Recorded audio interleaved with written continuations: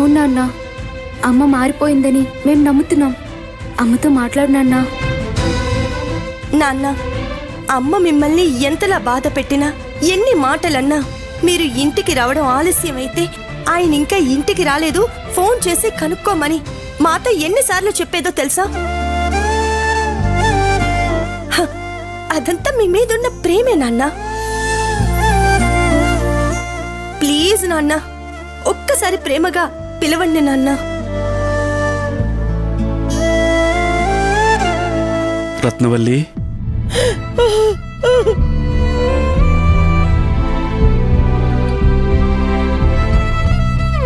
నేను నీ ప్రవర్తన చూసి విసిగిపోయి కోపంతో ఎన్నిసార్లు నిన్ను తిట్టాను. అలా తిట్టిన ప్రతిసారి నీలోని రాక్షసత్వం చావాలని కోరుకున్నాను, కానీ నువ్వు మాకు దూరం కావాలని మేమెప్పుడూ అనుకోలేదు.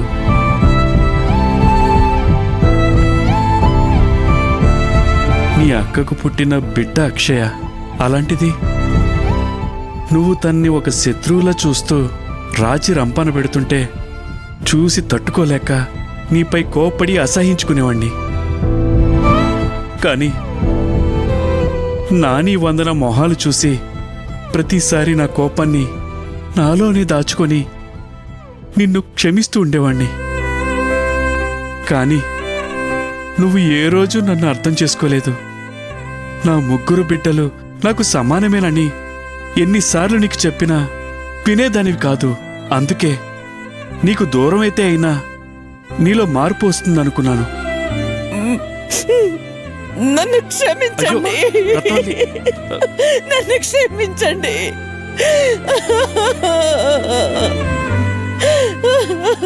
లే రత్నవల్లి, లే.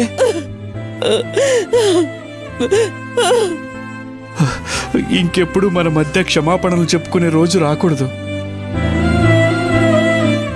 నాకు నా ముగ్గురు బిడ్డలు సమానమే.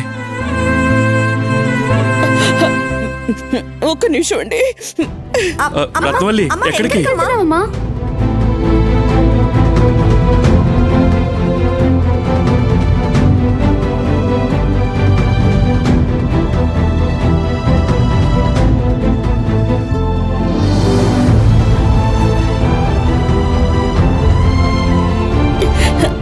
అక్షయ,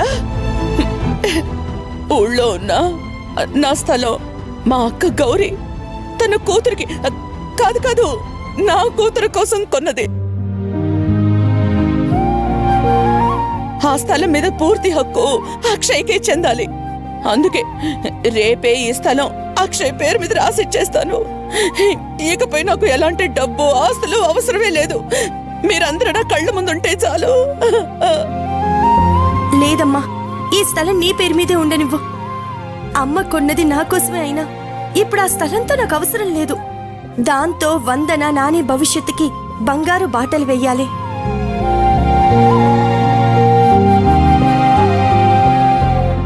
ఏంటి నాని, నీ రేసింగ్ ప్రాక్టీస్ మళ్ళీ స్టార్ట్ చేస్తావా?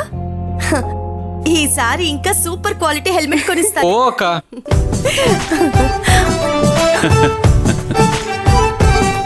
వందన, నీ ప్రాజెక్ట్ కోసం కాస్ట్లీ ఫోన్ కొనిస్తాను.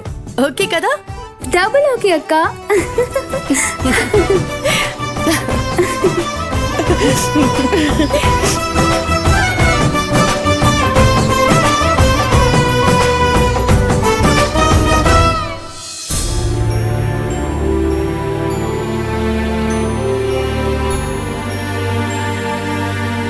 అందరూ నన్ను క్షమించండి.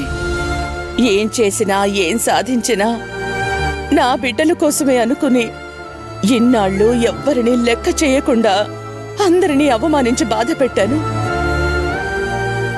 కానీ నా బిడ్డలే నా కళ్ళు తెరిపించారు. నాకు అనుబంధాల విలువ తెలిసేలా చేశారు. అందుకే చేసిన తప్పుని దిద్దుకొని మీ అందరి ముందు నించుని చేతులెత్తి వేడుకుంటున్నాను. నన్ను క్షమించండి. చూడు రత్నవల్లి, నువ్వేం చేసినా నీ పిల్లల కోసమే చేసావని నేను అర్థం చేసుకోగలను. కానీ కట్టుకున్న భర్తని, నమ్ముకున్న అక్క కూతుర్ని ఏడిపిస్తూ వాళ్ళని మానసికంగా బాధ పెట్టడం ఎంతవరకు కరెక్టో నువ్వే ఆలోచించు. సరే, నువ్వనుకున్నట్టే అనుకున్నా నీ ప్రవర్తనకి నీ బిడ్డలు కూడా నిన్ను అసహ్యించుకునే స్థాయికి వచ్చేశారు. అప్పుడైనా నువ్వు ఆలోచించి మారుంటే ఇన్నాళ్ళు వీళ్ళకింత ఆవేదన ఉండేది కాదు. అమ్మా, తప్పు తెలుసుకుని మారిన మనిషితో మళ్ళీ పాతగాయం రేపేలా మాట్లాడడం మంచిది కాదమ్మా. జరిగిపోయిన విషయాల గురించి ఇప్పుడు మాట్లాడొద్దు.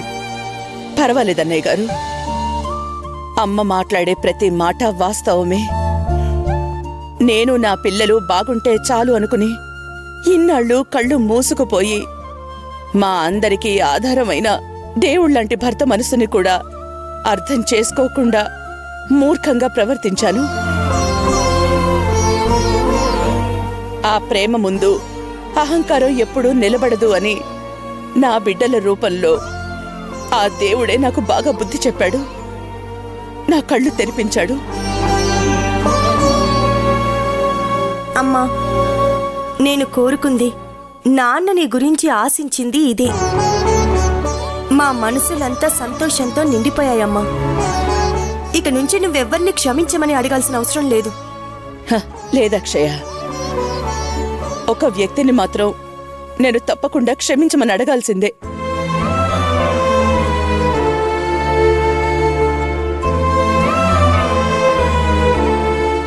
అల్లుడు గారు. అత్తయ్యగారు, నన్ను క్షమిస్తారు కదూ? అయ్యో, నేను మిమ్మల్ని క్షమించడం ఏంటి అత్తయ్యగారు? మీరు మా మావయ్యని అక్షయ్ని అర్థం చేసుకున్నారు. నాకదే చాలు. లేదల్లుడు గారు, కాళ్ళు కడిగి ఆ నీళ్లు నెత్తిన జల్లుకుని ఇంట్లోకి ఆహ్వానించాల్సిన ఇంటల్లుణ్ణి ఇంటి బయటే నిలబెట్టి బియ్యం కడిగిన నీళ్లు మొహం మీద పోసి అవమానించాను. అది తలుచుకుంటేనే నా మీద నాకే అసహ్యం వేస్తోంది. ఏ అత్తగారు చెయ్యని పాపం చేశాను. మీకు చేతులెత్తి దండం పెడుతున్నాను, నన్ను క్షమించండి. అత్తయ్యగారు,